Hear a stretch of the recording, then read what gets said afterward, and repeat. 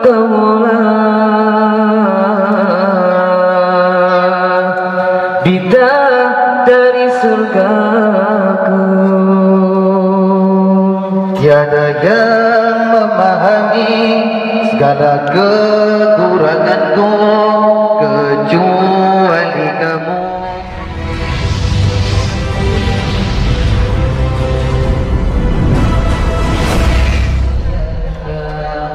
Namun ada kala insan tak berdaya saat dusta mampir bertahta. Ku inginkan dia yang punya setia dan mampu menjaga kemurniannya.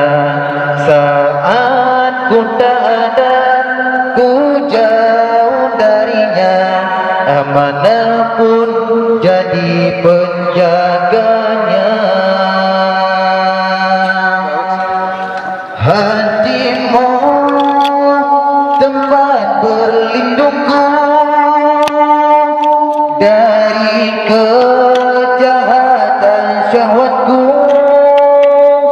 Tuhanku yang merestui itu, dijadikan engkau istriku.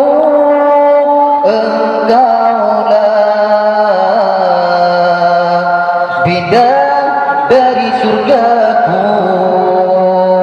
Tiada yang memahami segala kekuranganku kecuali kamu, bidadariku. Maafkanlah aku dengan kebodohanku yang tak bisa membimbing dirimu. Hatimu tempat berlindungku dari kejahatan syahwatku. Tuhanku merestui itu, dijadikan engkau istriku. Engkaulah bidadari surgaku. Setiap manusia punya rasa cinta yang mesti dijaga kesuciannya. Namun ada kala insan tak berdaya saat dusta mampir bertahta. Ku inginkan dia yang punya setia dan mampu menjaga kemurniannya. Saat ku tak ada, ku jauh darinya, amanah pun jadi penjaganya. Hatimu tempat berlindungku dari kejahatan syahwatku. Tuhanku merestui itu, dijadikan engkau istriku.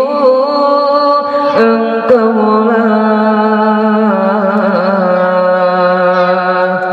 bidadari surgaku.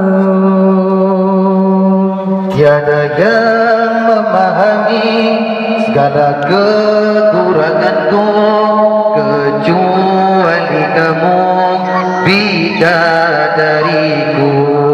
Maafkanlah aku dengan kebodohanku yang tak bisa membimbing dirimu. Hatimu tempat berlindungku dari kejahatan syahwatku. Tuhanku merestui itu, dijadikan jadikan engkau istriku, hatimu tempat berlindungku dari kejahatan syahwatku. Tuhanku merestui itu, dijadikan engkau istriku, engkaulah bidadari surga.